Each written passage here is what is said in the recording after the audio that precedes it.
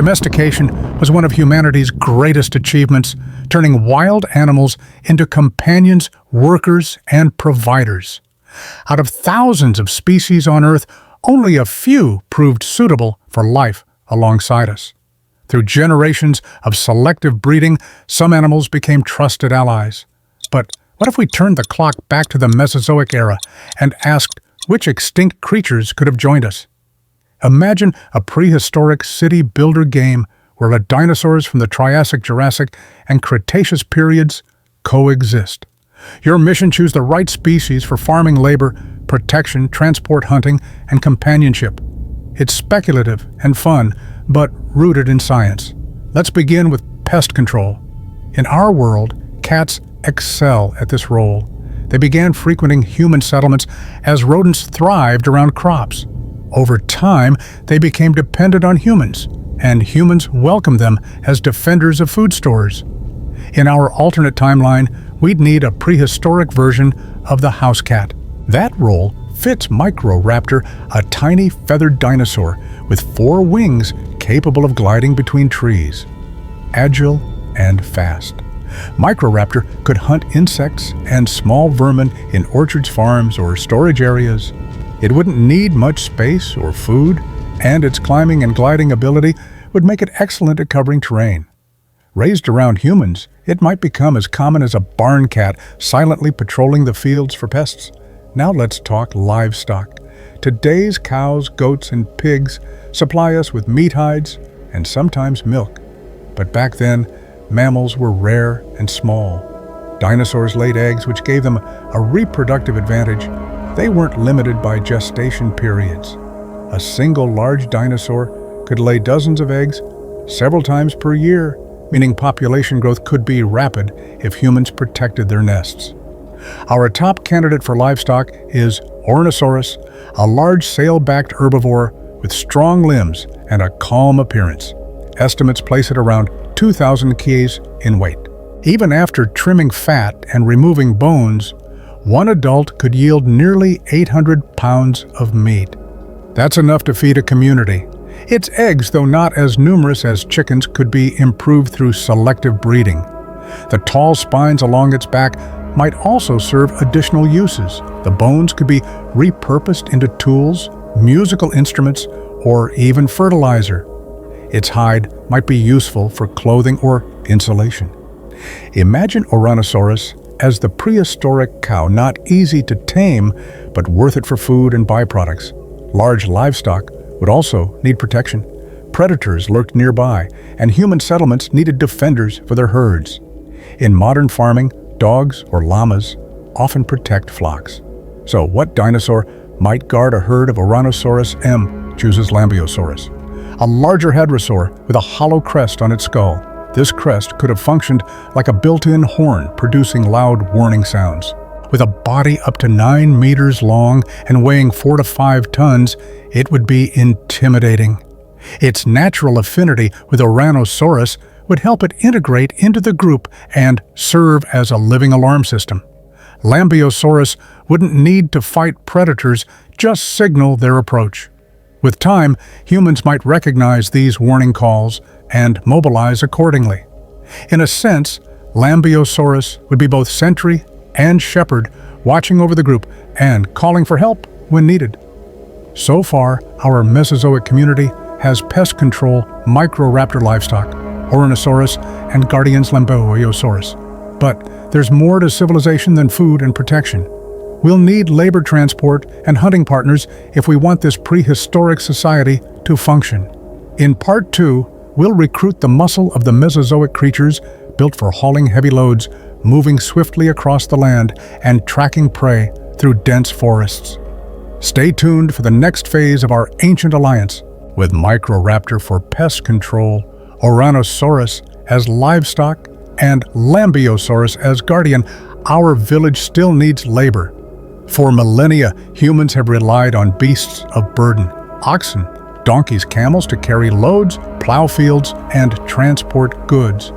In the Mesozoic, one animal stands out for this role, and it's not a dinosaur. Meet Lisowicia, a late Triassic dicynodont and the largest known non-dinosaur land animal of its time. Weighing up to 9 tons, it resembled an elephant with thick legs and a barrel-shaped torso, ideal for pulling carts or dragging timber. Unlike carnivores, Lisowicia thrived on tough vegetation like bark and fibrous plants. This diet made it easier to feed compared to more selective herbivores. Its size and strength meant fewer animals were needed for big jobs. Even better descendants may have lived in herds, suggesting possible cooperation. A trained pair could pull plows or carts across rough terrain. While their size made care more difficult, their power justified the effort. Imagine 2 Lisowicia yoked together, hauling lumber from a forest or towing massive rocks for construction. Now let's talk speed. Humans needed fast travel to connect villages, scout terrain, or deliver messages. Historically, horses transformed civilization by enabling quick, long-distance movement. In our alternate timeline, one dinosaur fits the bill. That's Gallimimus, a fast ostrich-like theropod. Standing 2 meters tall and stretching over 6 meters in length, it weighed around 500 kilos. With strong legs and hollow bones, Gallimimus could likely reach speeds of 40 to 56 kilometers, similar to a horse. More impressively, it had a bird-like respiratory system, including air sacs that allowed better oxygen flow. This meant it could maintain speed longer than most modern animals. While modern ostriches are ridden occasionally, they aren't built for distance. Gallimimus, though, had thicker limbs and sturdier posture. With training and selective breeding, it could have become the Mesozoic version of a racing steed or delivery mount, swift, tireless, and responsive. Riders could traverse vast open fields or serve as scouts around settlements. We've handled transport and muscle, but we still need a hunting partner. In human history, dogs played this role, tracking prey, helping humans coordinate, and protecting them during the hunt. What dinosaur could do the same? Pop culture loves raptors, but there's a better option, Timurlengia. A small tyrannosaurid from 90 million years ago, Timurlengia was about the size of a large dog, yet surprisingly intelligent. Its fossilized brain case reveals enlarged olfactory bulbs, meaning an excellent sense of smell nearly comparable to modern dogs. It could also hear low-frequency sounds, great for detecting movement in thick forests. While there's debate about whether Timurlengia hunted alone or in groups, some evidence suggests pack-like behavior. If so, this could mean social instincts useful for bonding with humans. Like modern birds or reptiles, it might have responded to rewards and learned basic commands over time. Imagine raising a Timurlengia from a hatchling. With early imprinting, it might bond with its handler, follow scent trails, or coordinate ambushes. Over generations, humans could have selected for cooperation and obedience, shaping a reliable hunting ally. Of course, even a small tyrannosaurid is still larger than any dog, but so are wolves, and humans found a way to tame them. The key would be controlled breeding, early exposure, and consistent handling. The result: a dinosaur that works with you in the wild, tracking prey, protecting camps, and even dragging kills back home. With Lisowicia for muscle, Gallimimus for travel, and Timurlengia as hunter, our prehistoric workforce is nearly complete. These animals would serve roles vital to survival moving goods, enabling exploration and expanding human reach across Mesozoic terrain. But we're still missing something personal. Not every creature serves a function. Sometimes humans just want a pet, something to admire or care for. In Part 3, we'll explore which prehistoric animals might have made great pets, small enough to live at home, strange enough to spark curiosity, and maybe even affectionate in their own ancient way. Our Mesozoic village is almost complete. We've got Microraptor for pest control, Ouranosaurus as livestock, Lambeosaurus guarding the herd, Lisowicia hauling heavy loads, Gallimimus racing across the plains, and Timurlengia hunting beside us. But there's one final role to fill, perhaps the most human of all. We want a pet, not for food or labor, but for companionship. Something small, weird, maybe even adorable. In today's world, pets are often chosen for their manageable size, unique looks, and interactions with humans. A good pet doesn't need to be useful, it just needs to spark joy. So in the Mesozoic, what fits? One strange little animal stands out: Drepanosaurus. Living in the late Triassic. This arboreal reptile was about the size of a modern iguana, but its body was anything but ordinary. It had a long, curved claw on its forelimb, likely used to strip bark and find insects. Its tail ended in a hook-like structure, possibly for gripping branches. Its bones were twisted, and its posture bizarre, making it look like something out of a fantasy novel. But it wasn't dangerous. In fact, Drepanosaurus might have been harmless and slow-moving, ideal for life in a terrarium or backyard enclosure. It fed on bugs, didn't need meat, and could have been fascinating to observe as it climbed and clawed its way across branches. It's the kind of pet you'd name, decorate a habitat for, and show off to neighbors. Of course, Drepanosaurus isn't the only option. Tiny, flying reptiles like Ouranosaurus, with their big eyes and short faces, could have made bat-like pets. Insectivorous and fluttery, they might have hung upside down near homes or even been trained to catch mosquitoes. Their small size and low maintenance make them perfect candidates for living alongside humans. Early mammals like Morganukot and mouse-sized and likely nocturnal also deserve a spot. These creatures may have curled up in warm corners of homes, emerging at night to nibble on food scraps or about bugs. While not as visually impressive, they would have been familiar and easy to care for our first rodent pets. What these creatures all share is manageability. They're small enough to live around humans without danger.